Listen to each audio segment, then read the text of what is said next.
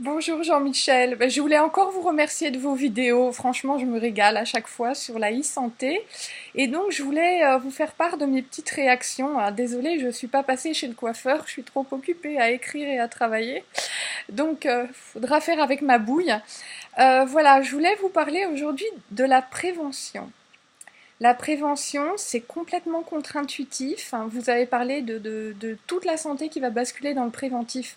Les gens comprennent absolument pas ce que ça peut bien vouloir dire. Et pour eux, on va passer d'un système normal, on soigne quand on est malade, à un système qui marche sur la tête.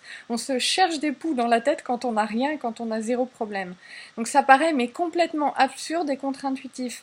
Alors il se trouve que par le plus grand des hasards, j'ai travaillé dans la transplantation avec des chirurgiens, des médecins, et aussi j'ai étudié la génétique au MIT. Donc la génétique qui est un peu la cheville ouvrière pour la médecine de demain, celle qui sera justement basée sur la prévention. On essaiera de prendre des cancers à stade 0, stade 1 et des choses comme ça. Alors, qu'est-ce que c'est cette histoire de prévention qui semble hallucinante? Il faut savoir que quand on a travaillé dans le domaine de la transplantation, on comprend ça très bien. La médecine, c'est la science de l'organe, la médecine conventionnelle. Et un organe où ça s'entretient, ça se soigne, ça se répare. Et quand on ne peut plus le réparer, eh bien, il n'y a plus qu'une chose à faire, le remplacer. Là où on trouve un donneur, on n'en trouve pas, auquel cas on meurt. Donc, j'ai travaillé avec vraiment cette vision-là de la médecine. Et donc, quand je me suis retrouvée à faire des études de génomique au MIT, c'était une bouffée d'oxygène incroyable parce qu'on était dans comprendre l'ensemble de la chose, être dans une logique d'un système de santé qui apprend, et non pas cette espèce de prise en otage émotionnelle où quelqu'un arrive, il est trop tard et il faut l'arracher à la mort. Car c'est ça la médecine dans la transplantation. Dites-vous bien une chose, la transplantation, vous travaillez avec la mort. La vie, c'est la cerise sur le gâteau. N'importe quel chirurgien transplanteur vous chuchotera à l'oreille cette réalité. Par contre, il n'ira pas la dire en public. Parce que, lisez le livre qui avait beaucoup de bruit, Aline Fevrier-Boulanger, une charmante greffée, jeune, une jeune femme, Mon cœur qui bat n'est pas le mien, qui est paru il y a quelques années déjà, où elle raconte qu'il a fallu attendre qu'elle meure avant d'être transplantée. Ça veut dire que bon, dans sa famille, il y avait un terrain génétique. Elle a un père qui est mort très jeune d'une maladie cardiaque, un grand-père qui est mort moins jeune, donc ça a moins choqué, de la même maladie cardiaque, et encore trois lignées en arrière, des gens qui sont morts à des âges différents de cette même maladie de malformation cardiaque. Et donc sa mère, très tôt, a voulu que cette gamine soit suivie. Elle a été suivie dans des grands hôpitaux, la Pitié-Salpêtrière, etc. Chaque année, le suivi, fameuse visite annuelle, rien à signaler, rien à signaler, rien à signaler.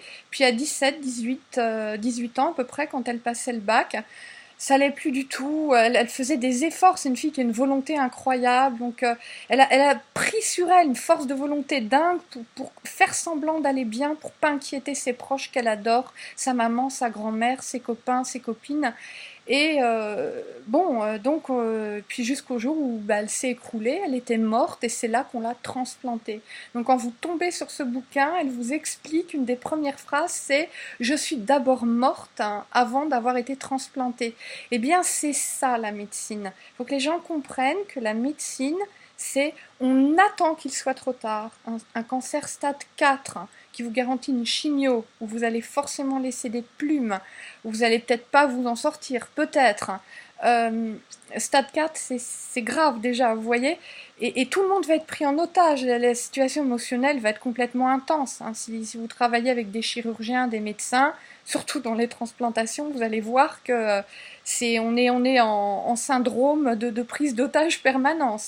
On vit entre le rire et les larmes, l'émotionnel il fait ça toute la journée, et donc vous vous rendez compte assez vite que c'est un monde très dur émotionnellement, qu'il y a quelque chose de pas normal dans la violence imposée aux patients et aux soignants, et que toute cette logique de tout axer sur l'organe, d'attendre que l'organe n'aille plus et de le remplacer après qu'il ait montré, qu'il ait prouvé qu'il ait été défectueux, c'est ça en fait qui est marché sur la tête. Et qu'il faudrait vraiment, en amont, se chercher des poux dans la tête quand on n'a rien. avoir des outils vraiment d'une précision qui vont montrer que vous risquez telle chose à tel âge, ce qu'on n'a pas encore complètement, mais ce qu'on est en train de développer. Et donc ça c'est quand même assez fabuleux, mais il faut l'expliquer. Et c'est pour ça en fait que cette année, je fais écrivain, je fais auteur de science-fiction. Là justement, j'ai un ami indien qui me répond parce que je teste mes écrits. Les gens me réclament, me suggèrent, change ci, non, encore ça, etc.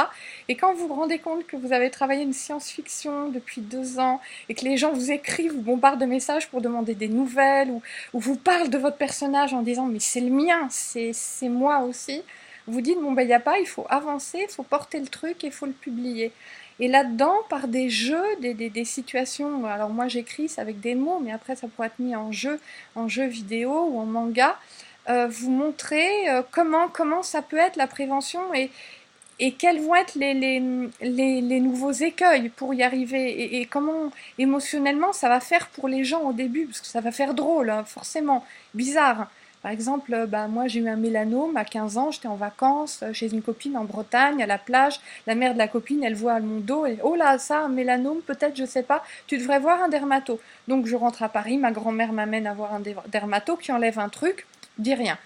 Alors, à 20 ans, je vais faire un suivi comme ça, ça m'est venu dans l'idée, à l'hôpital, et là, la dermato panique en me disant « Mais vous avez eu un mélanome à 15 ans, j'ai récupéré votre dossier, vous n'avez pas été suivi entre-temps, vite, vite, il faut faire un dépistage cancer. Donc moi, j'étais là, bon, non, enfin voilà. Vous voyez, le genre de...